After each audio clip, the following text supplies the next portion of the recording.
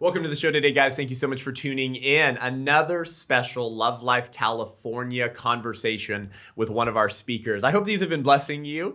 We've just been releasing these on the podcast. These were all, of course, shot on January 29th, the day of this recording, 2022, at Calvary Chapel, Chino Hills for the Love Life California Conference.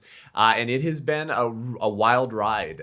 It has been wonderful to bring together people from so many different sort of fields of battle within the pro-life movement, as God is uniting so many people that previously didn't even know each other or work together to contend for life in this moment. I think we all kind of sense that the weight of this moment for the country, for the church, and for the pro-life movement. But today, we're sitting down with my good friend Justin Reeder, the founder and president of Love Life. If you've been listening to Unaborted for a while, you go way back to 109 or 112 something, called Sidewalk Counseling is Christianity 101. And we did a great conversation with Justin then. But this conference is the result of Justin and Love Life's commitment to life. As me, just a little pro-life speaker who can't provide the infrastructure, their team has provided the breakout sessions, the training, the infrastructure, and the strategical implementation plan for churches who simply say yes to life to begin taking back spiritual ground in life in their cities, in their states,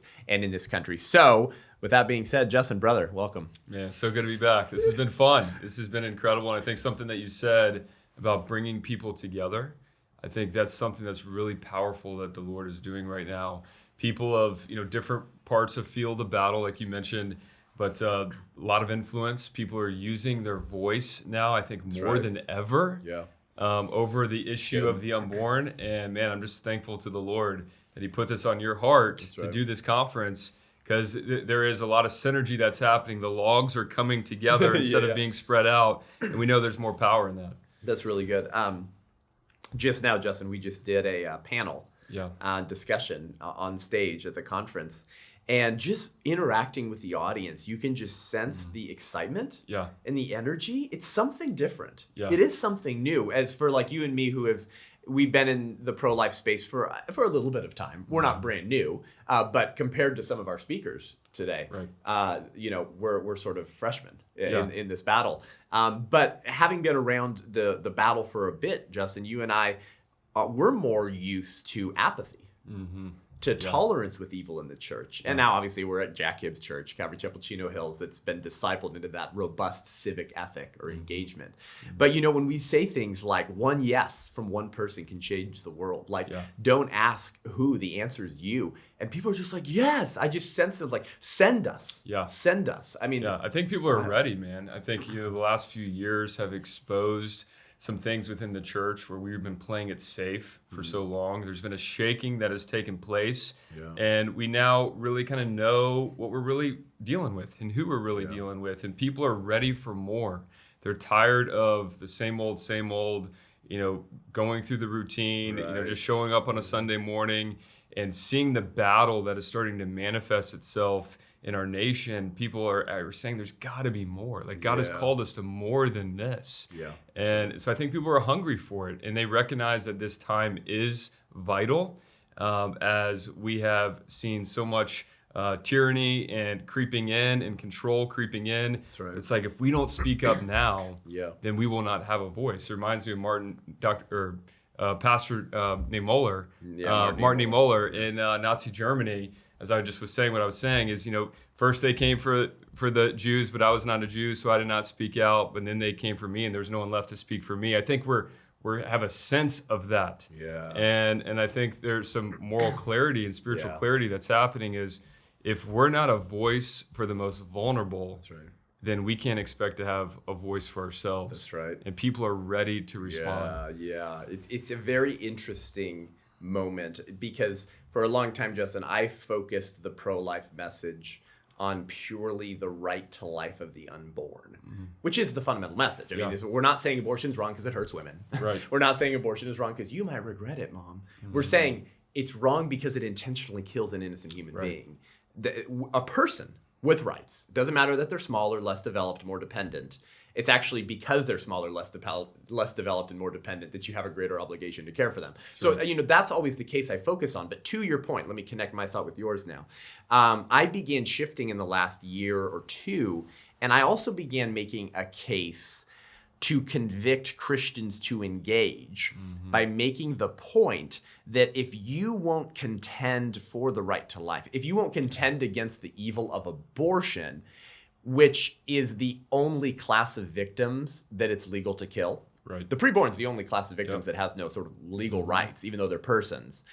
You won't be able to offer a moral defense for any of your other rights. That's right. Another way to say that is, as long as our government continues to ignore the right to life of an entire class of human beings, our own rights will constantly be endangered by modern jurists and a ruling class whose judicial philosophy is totally foreign to the Founding Fathers. I mean, the Founding Fathers are flipping around in their graves right now. Yeah. That removing the right to life of children, of babies, is celebrated as a blessing of liberty. This is not what they had in mind. Yeah. So I just want to connect that and build that out, because I have seen God work through that too. For whatever reason, people, and I wonder if it's selfishness. I wonder if it is selfishness, but then it's being used to turn into humility and advocacy. It's like, hey, bro, if you should care about ending abortion, because if they'll target the unborn, how much longer till they target you? It's an interesting approach. Yeah, and I think that, I think there might be some of that for sure. But to your point, yes, if it's legal to kill the most vulnerable among us, then what else will they do? Yeah. But I do see a stirring within the body of Christ, like I haven't seen before. I think people are understanding that the days are gone when you can just show up to church on Sunday and check a box. Yeah. We are called to live out our faith. It's starting to cost us a little something in America, still very little, but it's costing us something to be a follower of Jesus. And I'm thankful for that. Because, I mean, honestly, we talk about it all the time, that when you get Christians out to an abortion clinic where you get cussed out, you get called all kinds of names. I mean, we see demons manifest out at the abortion clinics. I mean, this is not a rare thing. At one of our last prayer walks, they had a huge painting of a dragon, symbolizing like this is who we worship. I mean, it's out in the open. It's not hidden. Right. We've had workers of the abortion industry publicly commission witches before on Twitter, and where they actually sent them to do black magic at the prayer walks in Charlotte. Wow. And they said they have Jebus. They wouldn't even spell his name because they know there's power in his name. You have Jebus, but we have witches. And so I say all that to say, when you get someone out into battle like that, it starts to forge something in them to start to realize, hey, I was made for battle. Oh, yeah. I was made for battle. And we're starting to feel a little bit of that creep into our day-to-day culture, where we're having to stand for things that we didn't typically have to stand for. Yeah. And so it's starting to rise up in people that, man, I was made for more. Yeah. I was made for battle. Yeah. And I think that's really what we're seeing. There's a divide that's happening. Those that are just kind of catering to whatever they're being told to obey, and then those who are standing on biblical truth, and those people are saying, I'm made for battle, and they're starting to get clarity on the abortion industry issue. And that's one of my beliefs of why we see what's happening here today. Wow. Yeah, that because C.S. Lewis has that famous line. He says, "Don't wait to love your neighbor before you love your neighbor. Don't wait to feel love for your neighbor before you begin loving your neighbor. Begin loving your neighbor, and you'll come to find that you love your neighbor." It's the same thing with Christians on abortion. Don't wait until you feel the burden of the evil of abortion to engage. Maybe you don't. Maybe you feel more burdened with sex trafficking or other issues, which deserve their own movement, time, and attention as well. But this is the number one moral issue of our day, right? This is our Holocaust, and that's why I love the simplicity of how you say it, which is everyone can do something. Yeah. Everyone has their place on the wall. And so when you begin to step out in obedience, you come to find that you actually do care about this issue. Yeah. And you start seeing yourself being used. But the stuff that you guys encounter outside of the sidewalks of Charlotte abortion centers is something else, because it's like church, they're telling us that abortion is their sacrament. Yeah. They're telling us that it's sacrificed to pagan demons. It's out in the open. I mean, the curtain of women's healthcare has been completely removed. That's true. When you see these things manifesting, and the church sees it. Yeah. And that's the beautiful thing. When we bring the church out there and they see this, that curtain has been completely exposed and pulled back, where people start to see it. Wow, this is the enemy stealing, killing, and destroying. Right. You know, Satan is a liar and a murderer. John 8:44 tells us that's the spirit that's behind this. Yeah. It's the spirit of Baal and Molech that's behind this, and it's manifesting here in our city. Yeah. And it starts to rise up into people courage and boldness, but also brokenness. Yeah. As you talked about, you know, God starts to break our heart for what breaks His. Yeah. And I got people come up to me all the time, and I'm sure you do as well, and just say, "Man, I'm just not really passionate about pro-life or the issue of abortion." Thank God for your passion, but thank Justin. God that you are, right? and I agree with you, man. It's not that we're passionate about the issue in the sense of way a lot of people think about that. We're passionate about righteousness. We're passionate about loving what God loves and hating what He hates. And in that process, He starts to give us His heart. For these children, for these moms, for these workers, for these abortionists, for those who have had abortions that need healing and restoration. He starts to give us His heart in that journey. The spiritual veil that you discussed, you didn't use that term, but that's what you were meaning. That spiritual veil you discussed, Justin, is powerful. I think about this a lot. I'm like, how is it that you could have someone like Pastor Tim Keller, Justin, who says he's pro-life? Someone hit me up on Facebook a couple years ago. They didn't like that I was going after Keller, and they said, Seth, I know Tim personally. I've been involved at Redeemer Presbyterian Church. Pastor Tim is very pro-life. He supports the local pregnancy resource center, and that's about all they had to say. Which goes to my talk this morning that I gave. Right, I was talking about those people who confess all the right beliefs, and their litmus test for pro-life engagement, Justin, is like, we support the pregnancy center and we talk about how great they are. So it's like they're abdicating their responsibilities to the local pregnancy center so that they can sort of check the pro-life checkbox and say they're super pro-life. But I've been asking that question, like, how is it that Pastor Tim Keller can say he's pro-life and then pen this Facebook post from September of 2020, which I used in the introduction to my sermon at this church, Calvary Chapel, Chino Hills, 2 months before the election, where he says that the Bible tells me that abortion is a sin and a great evil. Confession. But it doesn't tell me the best way to decrease or end abortions in this country or which policies are most effective.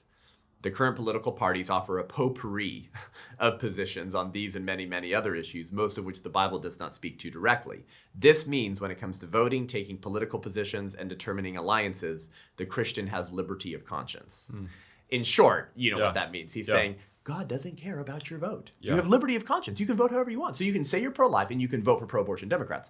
In fact, I could show you an op-ed, Justin, and those listening to the show, that Pastor Tim Keller wrote a couple of years ago, where he publicly said he's a registered Democrat in the state of New York and he votes for Democrats because he doesn't see how in such a deep blue state he could make a difference by voting for Republicans. But would he vote for Democrats today if they said we need to re-legalize lynchings, Justin? Exactly. We need to re-legalize. The point is no. My whole point in saying that is there's this spiritual veil, is what I'm saying. That people like Pastor Tim Keller and others, he's just a stand-in for my example of the rot in evangelicalism. There's many other examples, but is that they espouse all these sort of correct orthodox beliefs, but there is no orthopraxy. There is no feet to their faith, and we know their statements would never be applied to slavery or any other issue. So there really is this like spiritual veil, and the way to get pastors to see. I mean, the Bible says Satan has blinded the eyes of unbelievers, so they cannot see the truth. He's also blinded the eyes of some believers. And so as we wrap up, Justin, I want you to talk about the power and also some of the examples of what God has done when pastors who maybe were living under that spiritual veil have joined your team at Love Life outside of abortion centers. What begins to happen, and what are some testimonies and stories you've seen? So I think it's easy for anyone, pastor or non-pastor, to make comments like that and say things like that when you haven't stood face to face with an abortion clinic, with moms that are going in and out of abortion clinics, seeing them with tears running down their face before they go in and after they come out. They're hurting, they're bent over. Just yesterday, we were out at the abortion clinic here. A mom walks out, she's sedated, she's bent over a little bit, could tell she's in pain. She just had a surgical abortion. Oh my gosh. When you see these things with your own eyes in your own city, and you begin to personalize it, it's much harder to make those type of comments. And so what we have found is that when the church comes out and sees it for themselves, they examine the walls personally for themselves. They start to get the heart of God over this, and the God starts to break their heart for what breaks his. And you don't say things like that anymore. And it really becomes, the value of the life starts to become the same as what a 2-year-old's value of life is, or a 10-year-old's, or anyone else, because you start to get the heart of God. But the reality is we have grown up in a culture of death for so many years that it's crept in to the church. It's crept in. It's called syncretism. Even to us. I mean, look, I've had to correct my own language. Like when I see a mom that's pregnant, we used to say, she's expecting. No, she's not expecting, right? Even simple language like this. That's true. She's not expecting a child. She has a child. It's just in her womb. But we say these things, again, because this culture of death we've grown up in. And you think about, this happened even with the Israelites. The Israelites, they were in slavery for so many years in Egypt that even when they got out of slavery, what did they want? They wanted to go back to slavery. They they fed us better there. And so that culture, this culture of abortion, this culture of death has crept in to where it's become acceptable. We've become numb to it, and the veil has come over us. But when you go and when you see, it becomes real. It becomes personal, and God starts to remove that veil. That's right, because in action is freedom. When you begin to step out and just be obedient and resist the culture of death, that's where you really, I think, start seeing the spiritual principalities at play. I was looking for a Bonhoeffer quote. I can't find it right now, but he once said the same exact line. He said, "Only in action is freedom." And if I talked about him this morning. If you know anything about Bonhoeffer, I mean, that was his life, right? I mean, he repented of realizing that he was in a place of confession, like espousing all the right sort of belief systems. But there was no resistance to what was beginning to happen to the Jews.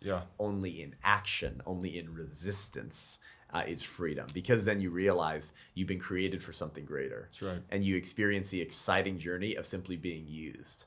Because you're just being obedient. And yes, you prepare, and you want to be a good steward of your talents in order to offer them as a fragrant sacrifice to God. But ultimately, we can't arrange the spiritual puzzle pieces where freedom and life happens. Right. That's what God does. And that's why I'm so grateful for you, Justin, and for Love Life.